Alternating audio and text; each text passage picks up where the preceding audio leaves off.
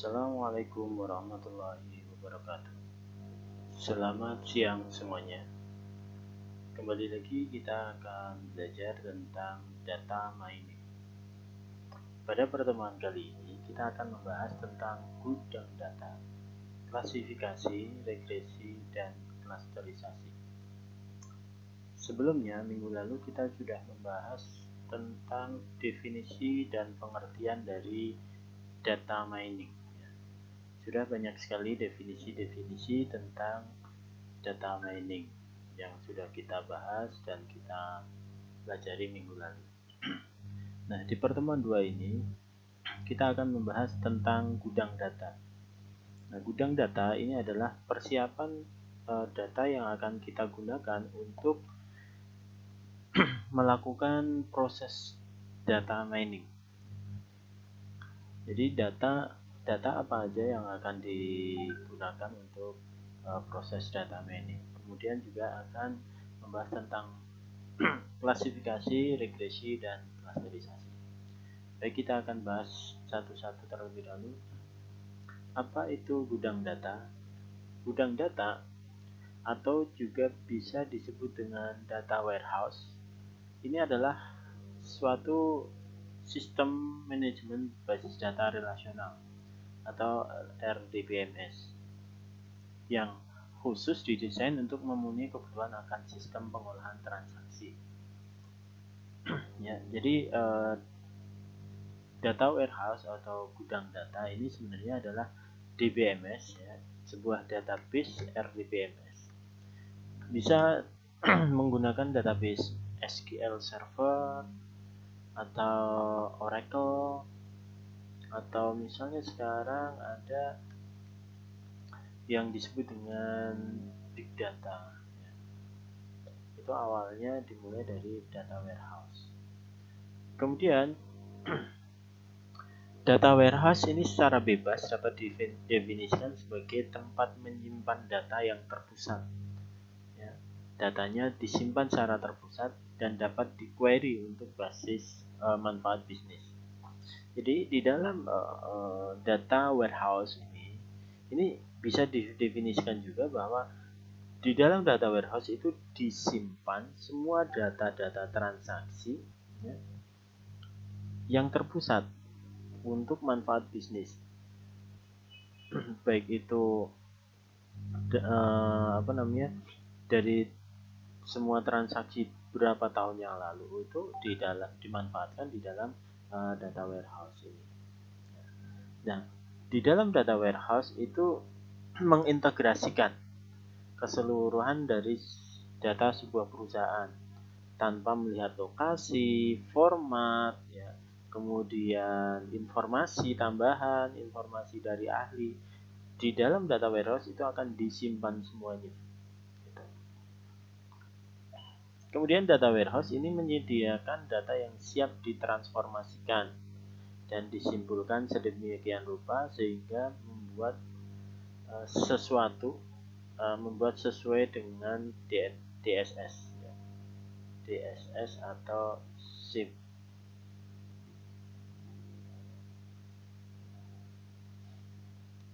Jadi di dalam data warehouse itu menyiapkan semua data, semua simpul-simpul, ya, sehingga disesuaikan dengan aplikasi sistem informasi manajemen atau decision support system, DSS atau SIP, sistem informasi manajemen, yang tentunya lebih efektif dan lebih efisien.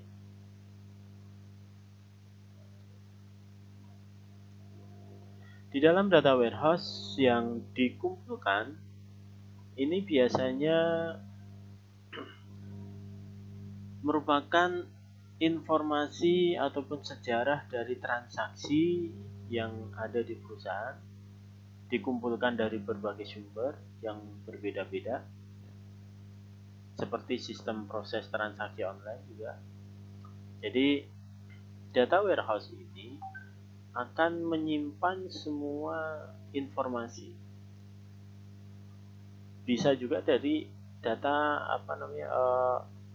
informasi yang berbeda. Jadi begini, Di dalam data warehouse itu ibaratkan sebuah gudang data yang ketika dimasukkan data, bisa dari data transaksi, bisa dari data transaksi berbeda. Jadi ada beberapa database yang bisa dimasukkan ke dalam data warehouse ini secara bersamaan. Tuh. Tidak melihat informasi itu dari mana, tapi itu adalah informasi dari perusahaan.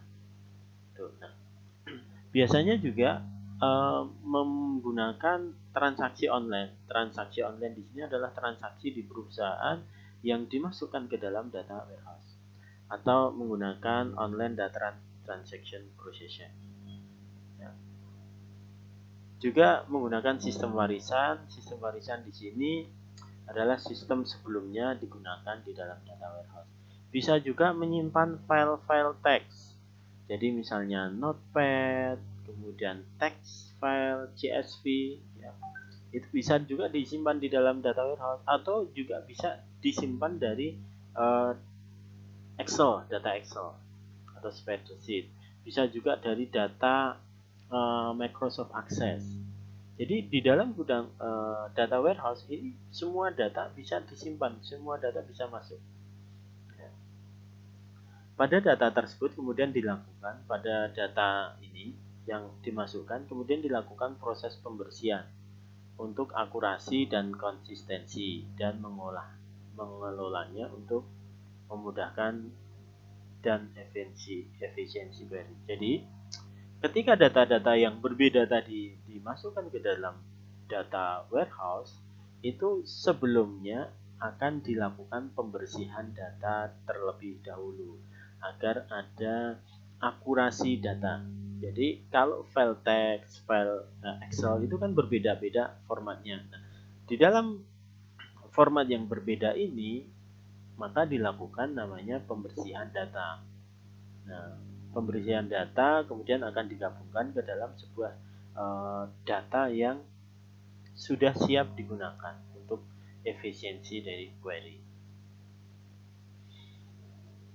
Karakteristik dari data warehouse.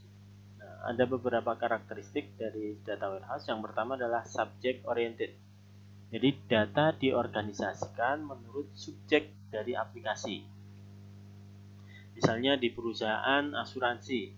Perusahaan asuransi orientasi subjeknya apa?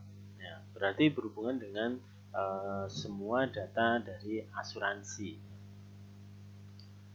Misalnya mengorganisasikan data pelanggan, premi, klaim, ya. Kemudian juga ada produk-produknya. Kemudian kalau asuransi itu apa aja yang akan diklaim, ya. Misalnya ada produk otomotif, kemudian jiwa, kebakaran, kemudian ada banyak sekali produk-produk yang bisa diatur berdasarkan subjek. Data diatur oleh subjek yang hanya mengandung informasi yang diperlukan untuk mengambil keputusan atau pengolahan pendukung keputusan. Jadi subjek oriented. Kemudian integrate atau terintegrasi.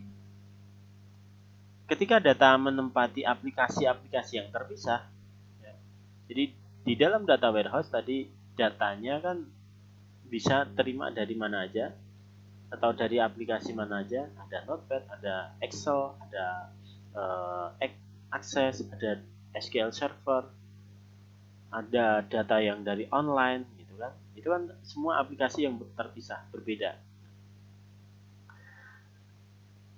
terpisah dari lingkungan operasional ya. Kemudian pengkodean data sering tidak konsisten, maka biasanya karena berbeda-beda aplikasi ada pengkodean yang tidak konsisten.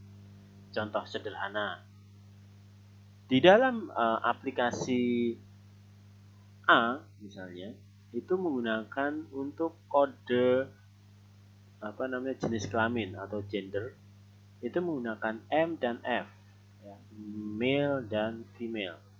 Ada juga yang menggunakan 0 dan 1. Kalau 0 misalnya laki-laki, kemudian 1 perempuan. Nah, saat data dipindahkan ke dalam data warehouse, Jadi saat data dipindahkan ke dalam data warehouse, maka harus ada diformulasikan. dibuat konversinya agar konsisten. Misalnya untuk gender itu ditransformasikan ke dalam N dan F. Jadi ketika nanti di aplikasi kedua itu ternyata untuk gender menggunakan kode 01, itu akan dikonversi menjadi M dan F. Itu 0 misalnya untuk M, kemudian 1 untuk F. Jadi ada konversi ketika data itu akan dimasukkan di dalam data warehouse. Selanjutnya, karakteristik yang ketiga adalah time variant. Jadi di dalam data warehouse terdiri dari suatu tempat untuk menyimpan data yang berusia 5-10 tahun. Jadi time variant. Jadi data warehouse ini bisa menyimpan transaksi 5-10 tahun, bahkan bisa lebih. Ya. Untuk digunakan sebagai komparasi, tren, dan peramalan. Jadi data warehouse ini akan menyimpan data 5-10 tahun, bahkan bisa 15-20 tahun. Fungsinya untuk apa? Nah, fungsinya adalah untuk melakukan komparasi. 5 tahun yang lalu dengan setahun sekarang, ini ada komparasinya sejauh mana. Kemudian setiap tahun itu ada trennya seperti apa. Atau juga bisa digunakan untuk melakukan peramalan. Oh, tahun lalu untuk bulan April misalnya menghasilkan omset berapa, misalnya omset perusahaan. Nah, tahun ini kira-kira omsetnya berapa, akan dilihat ada peningkatan atau tidak, kemudian bisa dilakukan peramalan gitu. Jadi time variant. Jadi di dalam data warehouse, karena sifatnya atau karakteristiknya time variant, maka data tidak bisa diupdate. Ya, jadi transaksi-transaksi yang udah ada di dalam data warehouse itu tidak boleh diupdate, hanya bisa dibaca. Kemudian karakteristik yang keempat adalah non-volatile. Data tidak diupdate sesudah mereka memasukkan ke dalam data warehouse, tetapi hanya dimuat atau dan diakses. Jadi ketika data itu masuk ke dalam data warehouse, itu data tidak boleh diupdate kembali, hanya boleh diakses atau dimuat ke dalam penunjang keputusan. Itu karakteristik yang keempat. Jadi udah paham ya.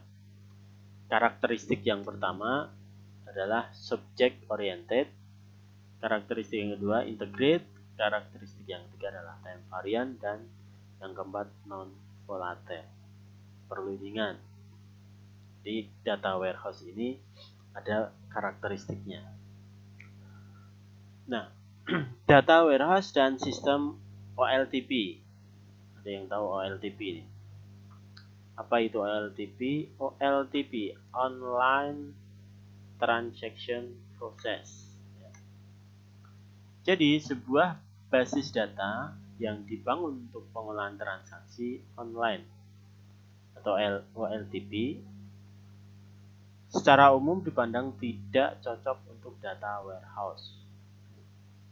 Jadi ada basis data yang online untuk transaksi itu tidak cocok untuk data warehouse, karena didesain dengan suatu kumpulan kebutuhan yang berbeda.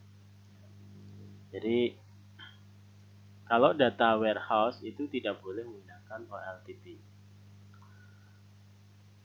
yaitu memaksimalkan kapasitas transaksi dan secara khusus mempunyai ratusan tabel dalam urutan yang tidak membatasi user. Data warehouse itu dipandang sebagai proses query sebagai lawan dari proses transaksi. Jadi gini, di dalam data warehouse itu adalah proses query aja, tidak ada transaksi di dalam data warehouse. Kalau OLTP itu terdapat transaksi. Nanti kita akan lihat perbedaannya. Sistem OLTP tidak dapat menjadi tempat penyimpanan data dari fakta ya, data fakta dan histori untuk analisa bisnis. Dan kenapa tidak bisa digunakan? Karena OLTP ini biasanya ada perubahan-perubahan atau dirubah transaksinya. Jadi tidak bisa digunakan untuk analisa bisnis. Sistem ini tidak dapat menjawab secara cepat query dan pengambilan keputusan ya, secara cepat dan hampir tidak mungkin.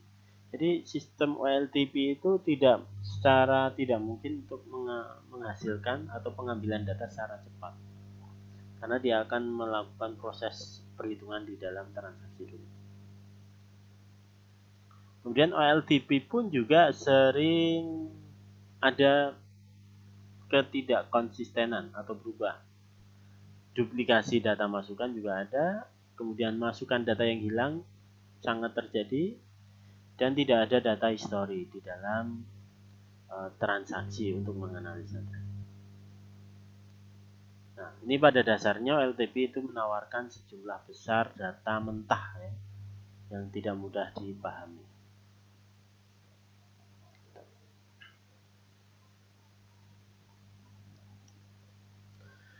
Data warehouse itu melayani tujuan yang berbeda dari sistem OLTP ya, dengan memperbolehkan analisa query sebagai jawaban terhadap simple aggregation seperti bagaimana catatan keuangan dari pelanggan.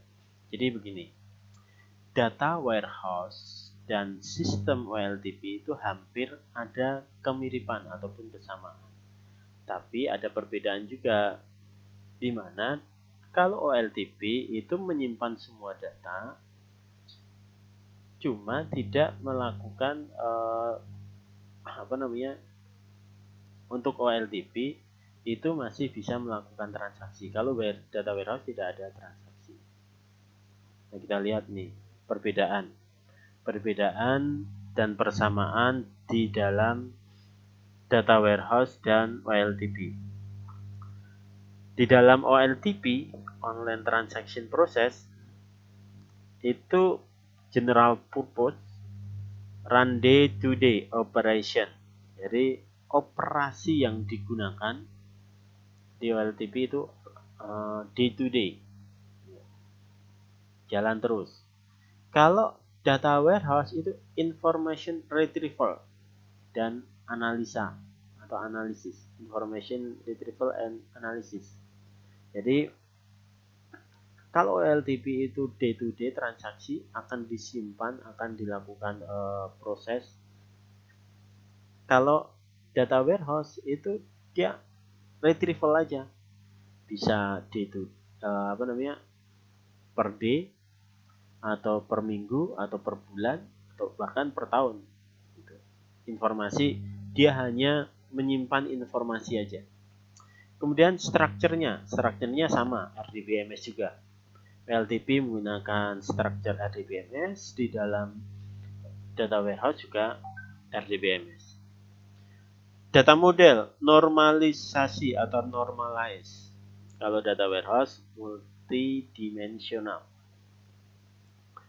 Akses, ya, tahapan akses untuk OLTP menggunakan SQL. Kalau di dalam data warehouse, SQL plus data analysis extension. Sama-sama SQL, tapi ada penambahan plus data analysis extension. Tipe data di dalam data warehouse dan OLTP sama data that-run business. OLTP data that-run business, jadi data yang mendukung bisnis tipe datanya. Kalau di dalam data warehouse itu data yang menunjang analisis bisnis. Kemudian conditional of data, kondisional di dalam OLTP itu changing atau incomplete. Jadi dia bisa berubah-ubah, bahkan tidak komplit kalau OLTP. Sedangkan di data warehouse itu adalah historical dan deskriptif. Jadi transaksi, sejarah transaksi dan mendeskripsikannya. Deskriptif. Itu perbedaan dari data warehouse dan sistem OLTP.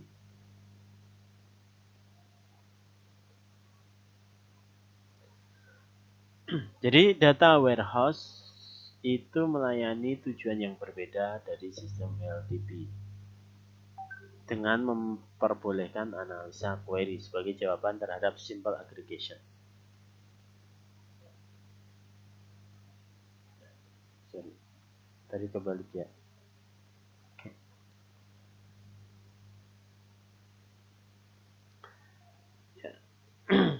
Jadi dengan menggunakan data warehouse itu kita akan menghasilkan data historical, ya, informasi transaksi.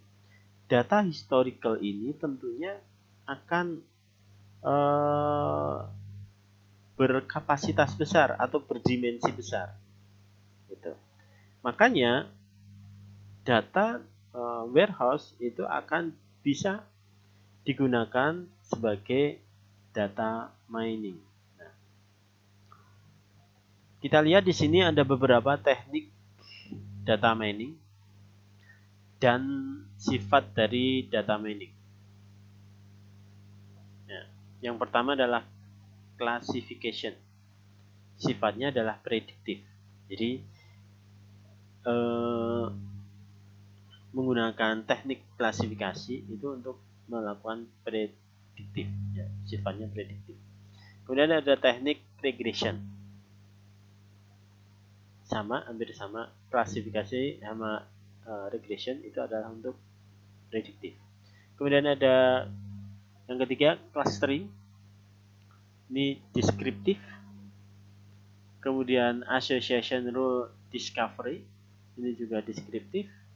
Sequential pattern discovery, deskriptif, dan deviation detection, ini prediktif. Jadi teknik-teknik yang ada di dalam data mining ini ada beberapa, ini ada 6 teknik ini sifatnya adalah melakukan prediksi dan juga mendeskripsikan atau deskriptif. Kita bahas pelan-pelan satu-satu. Yang pertama adalah klasifikasi atau classification. Jadi klasifikasi ini fungsinya adalah menentukan sebuah record data baru ke salah satu dari beberapa kategori, kategori atau kelas yang telah didefinisikan sebelumnya. Nah, klasifikasi ini disebut dengan supervised learning. Supervised learning ini adalah dilakukan supervisi, jadi pembelajaran, ya, disupervisi. Beberapa aplikasi dari klasifikasi. Contoh aplikasi yang berhubungan dengan klasifikasi. Yang pertama, berhubungan dengan penjualan atau direct marketing. Biasanya di dalam penjualan direct marketing itu terdapat biaya atau cost untuk surat menyurat untuk menentukan targetnya. Ya. Seperti kita ketahui, misalnya di sebuah perusahaan bank, ya, di bank itu biasanya mereka mengeluarkan namanya kartu kredit. Ya. Jadi kartu kredit itu biasanya setiap bulan ada namanya tagihan ke customer. Biasanya di dalam surat tagihan itu terdapat penawaran atau promo-promo yang bekerja sama dengan merchant dari penerbit kartu tadi. Nah, bagaimana penawaran ini bisa sampai ke customer, ya, sesuai dengan segmentasinya. Nah, itu menggunakan klasifikasi. Sesuai dengan klasifikasi dari customer. Nanti akan dilihat dari ini menggunakan beberapa pendekatan.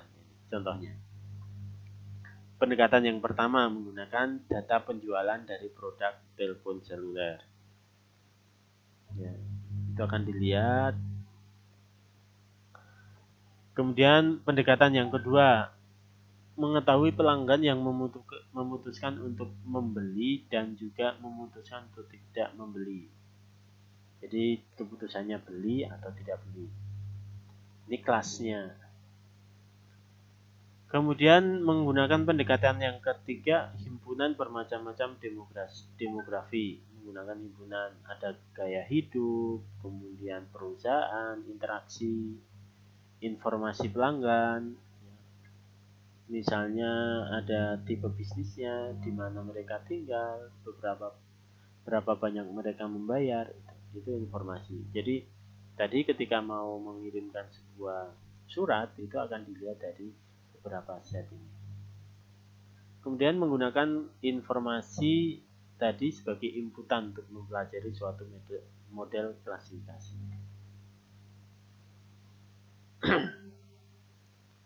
Kemudian ada model yang kedua, aplikasi untuk fraud detection, melakukan klasifikasi. Tujuannya adalah untuk memprediksi kasus-kasus transaksi yang curang dengan menggunakan kartu kredit. Bagaimana cara melakukan pendekatan? Itu akan dilihat dari transaksi kartu kredit dan informasi pemegang kartu sebagai atribut atau sebagai kolom-kolomnya. Misalnya, kapan seorang pelanggan membeli, apa yang dibeli, atau apa selalu membayar tepat waktu. Itu atribut-atributnya. Kemudian akan dibeli label dari transaksi-transaksi tadi. Ini ada yang fraud, ini ada yang fair. Fraud itu berarti kasus kecurangan. Ini yang fair, ini yang benar. Jadi misalnya dilihat dari transaksi pembelian ini apa, kemudian nilainya berapa, akan terlihat, oh ini ternyata kartu kreditnya curang. Nah, tapi menggunakan data mining, menggunakan teknik klasifikasi. Pelajari satu model dari kelas transaksi. Jadi akan mempelajari dari satu kelas transaksi. Nah, menggunakan model untuk mendeteksi kecurangan. Kemudian ada customer attrition atau churn. Ini tujuannya untuk memprediksi pelanggan mana yang akan berpindah ke customer kompetitor. Kalau kita lihat churn ini contohnya adalah pelanggan seluler. Ya, pelanggan seluler. Misalnya seluler A, seluler B, seluler C. Itu akan dilakukan prediksi. Pendekatannya adalah menggunakan record transaksi dari pelanggan. Jadi histori dari pelanggan itu akan dilihat. Seberapa sering menggunakan, menghubungi, seberapa sering untuk melakukan telepon, seberapa sering untuk berhubungan dengan yang lain, kemudian status keuangannya bagaimana, status perkawinan bagaimana, itu bisa dilihat dari record transaksi pelanggan. Kemudian akan diberi label, oh ini setia atau tidak setia terhadap produk, ya, terhadap produk yang diberikan. Nah, nanti fungsinya adalah untuk menemukan model loyal atau tidak loyal. Selanjutnya ada regresi. Regresi ini untuk memprediksi nilai dari suatu variabel kontinu yang diberikan berdasarkan nilai dari variabel yang lain. Regresi ini mengasumsikan ada sebuah model tergantung dari ketergantungan linear atau non-linear. Jadi variabel kontinu itu akan menghasilkan ketergantungan linear atau non-linear. Nah, teknik ini banyak digunakan atau dipelajari untuk statistik, ya, bidang jaringan saraf tiruan, regresi atau neural network. Contoh aplikasi, memprediksi jumlah penjualan produk. ya, penjualan produk baru berdasarkan pada belanja promosi atau iklan. Ini akan memprediksi kecepatan angin sebagai suatu fungsi suhu, kelembapan, tekanan udara, dan sebagainya. Atau time series prediction, indeks stock market, atau saham ya, stock market. Ini contoh-contoh aplikasi dari regresi. Kemudian ada klasterisasi. Klasterisasi ini adalah mempartisi dataset. Jadi mengklasterkan, mempartisi menjadi beberapa subset atau kelompok sehingga elemen-elemen dari suatu kelompok tadi memiliki set properti yang sama ya, dengan tingkat similaritas yang tinggi dalam suatu kelompok dan tingkat similaritas antar kelompok yang rendah, disebut juga dengan unsupervised learning.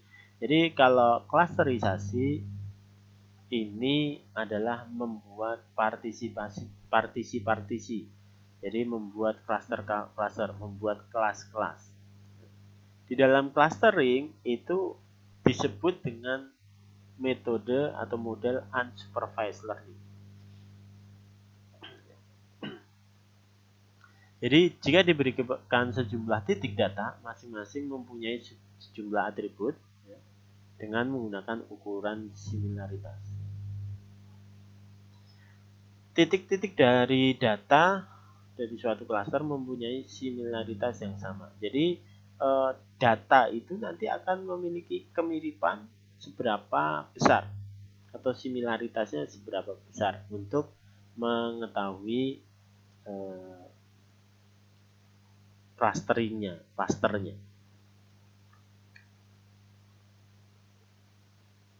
Nah, untuk mengetahui similaritas ini beberapa teknik digunakan. Yang pertama adalah Euclidean distance. Jika atributnya kontinu, itu menggunakan Euclidean distance.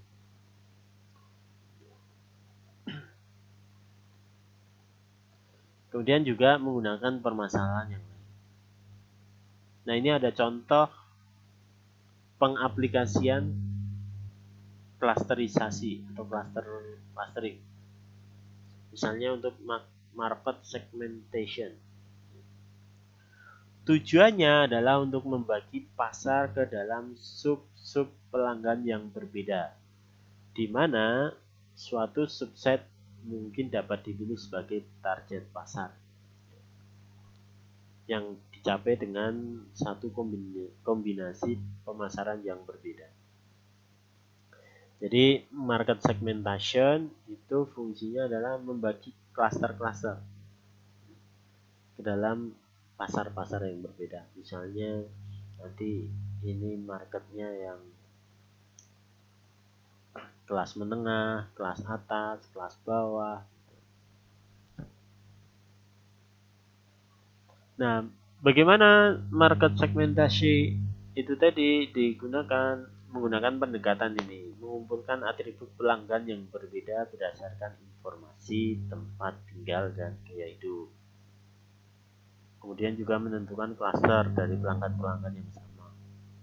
Nah, nanti setelah itu menghitung klaster yang diobservasi. Contoh pengaplikasian yang kedua untuk clustering menggunakan dokumen cluster. Dokumen cluster ini fungsinya untuk melakukan pendekatan kelompok dokumen yang mempunyai kesamaan berdasarkan pernyataan atau kata-kata penting yang muncul dalam dokumen tadi. Dokumen cluster ini contohnya atau fungsinya mirip kayak melakukan pendekatan plagiarisme. Jadi misalnya ada dokumen A dan dokumen B, dokumen C, seberapa banyak melakukan plagiarisme.